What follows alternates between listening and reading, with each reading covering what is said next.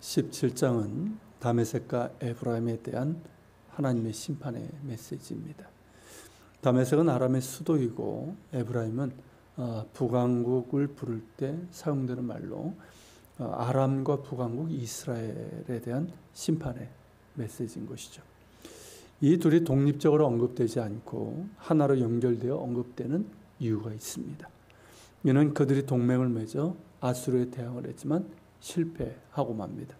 그리고 그 결과 둘이 멸망하게 됩니다. 아람과 북왕국 이스라엘이 이러한 심판을 받게 된 이유는 그들의 교만과 악행 때문입니다.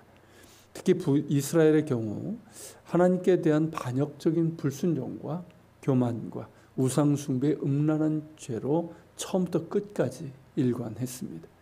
그리고 그들을 심판하시려고 사용하신 하나님의 막대기인 아수르에 대하여 아람과 함께 동맹을 맺어 이를 통해 안전을 도모한 죄입니다. 두 나라가 강력한 적에 대항하기 위해서 동맹을 맺는 것이 어찌 큰 죄인가 생각할 수도 있겠지만 동맹을 통해서 그들, 특히 이스라엘은 하나님께서 그들에게 제공하는 회개의 기회와 안전을 저버렸기 때문입니다. 하나님께서 심판의 손을 드신 것은 심판 자체가 목적이 아니라 그들이 그 죄로부터 돌이켜 하나님께로 돌아오는 데 있습니다.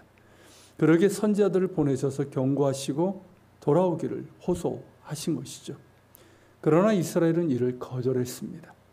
만일 그 죄를 회개하고 하나님께로 돌아왔다면 만군의 여호와 하나님께서 능히 그들을 지켜주셨을 것입니다. 그러나 이스라엘은 하나님께서 주신 회개의 기회를 저버렸고 아람과 군사동맹을 맺어서 그 힘을 의지했습니다. 그리고 그들이 의지하는 힘이 망하게 되는 원인이 되고 맙니다. 1절, 2절은 이스라엘이 하나님을 대신해서 믿고 의지할 자로 선택한 다메섹, 곧 아람이 그럴 힘이 없다는 것을 보여주고 있습니다. 다메섹은 무너진 돌무더기가 될 것이고 아람의 성읍들 역시 황무지가 되어서 양무리를 치는 곳이 될 것입니다. 다메섹이 이러한 처지가 된다면 에브라임은 말할 것도 없는 것이죠.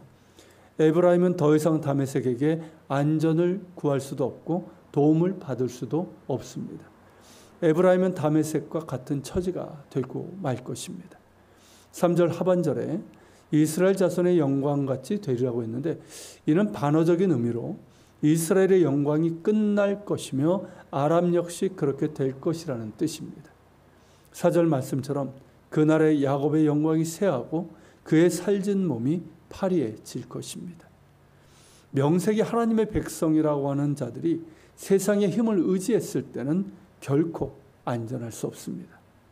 살아계신 하나님을 믿고 의지함에도 불구하고 그 믿음에서 떠났을 때 그들은 세상에 복을 가져다주는 통로가 될 수 없습니다. 하나님의 백성의 안전은 오직 하나님께 있습니다. 눈에 보이지 않으시나 살아계신 하나님을 믿고 의지할 때 만군의 여호와 하나님께서 그들의 피난처가 되십니다. 그리고 그러한 순결한 믿음을 통해 그들은 더욱 단련되고 정금같이 나와 세상에 복을 가져오는 복의 통로가 될 수 있는 것입니다. 이는 너무나 당연하지만 오늘날 우리에게도 해당되는 영적 원리입니다. 하나님의 백성은 오직 하나님을 믿고 의지할 때 참된 안식과 평화가 주어지며 그 믿음을 통해 거룩한 나라의 제사장 민족으로서의 하나님의 뜻을 이루어 갈 수 있습니다. 세상의 힘을 의지하고 세상의 것에 마음이 빼앗겨서는 아무것도 얻을 수가 없습니다. 잠시 동안은 안전한 것 같으나 언제 무너질지 모르는 모래성과 같으며 잠시 만족을 누릴지는 모르지만 영적인 순결함과 힘을 잃어버린 무기력한 존재가 되고 맙니다. 그러므로 하나님의 백성은 하나님을 바라봐야 합니다. 너무나 당연함에도 그렇지 못한 것이 우리들이고 자꾸만 한눈을 파는 것이 우리의 연약함이지만 그럼에도 불구하고 다시 눈을 들어 하나님을 바라봐야 합니다. 믿음의 주여 우리를 온전하게 하시는 이인 예수 그리스도를 바라봐야 합니다. 그런 가운데 우리에게 주어진 믿음의 경주를 해나가야 합니다. 하나님의 백성인 우리에게 있어서 믿음은 단지 어떤 신적인 존재를 믿거나 우리 자신의 부귀영화와 안위를 구하는 그런 차원은 절대 아닙니다. 우리의 믿음은 우리를 부르신 하나님의 부르심의 상을 바라보며 예수 그리스도를 닮아가는 것을 표대로 삼아 앞으로 나아가는 것입니다. 이 세상에 살아가면서 거룩과 순종의 삶을 살고 먼저 하나님 나라와 의를 구하는 가운데 하나님 나라를 이루어가는 도구가 되는 것입니다. 그래서 거룩하시고 살아계신 하나님의 거룩한 백성으로 살아가고 예수 그리스도 안에 있는 그 하나님의 사랑과 구원하심을 만천하에 알리는 제사장 민족으로 살아가는 것입니다. 우리는 거룩하시고 살아계신 하나님께서 택하신 족속이요 왕같은 제사장들이요 거룩한 나라요 그의 소유가 된 백성입니다.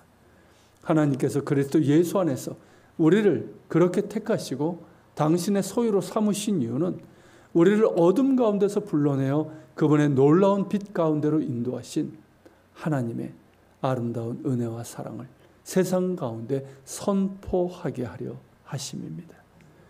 이 얼마나 놀라운 은혜이고 크나큰 축복입니까? 참으로 영광스럽고 감사한 은혜이고 축복입니다.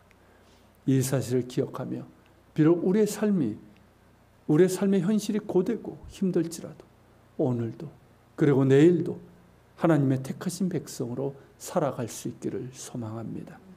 하나님께서는 당신을 믿고 바라보는 자에게 힘을 주시며 평화와 안식으로 붙들어 주십니다. 같이 기도합시다. 하나님, 다메섹과 이스라엘, 특히 이스라엘, 하나님의 백성이라는 자들이 하나님이 아닌 세상의 힘을 의지했습니다.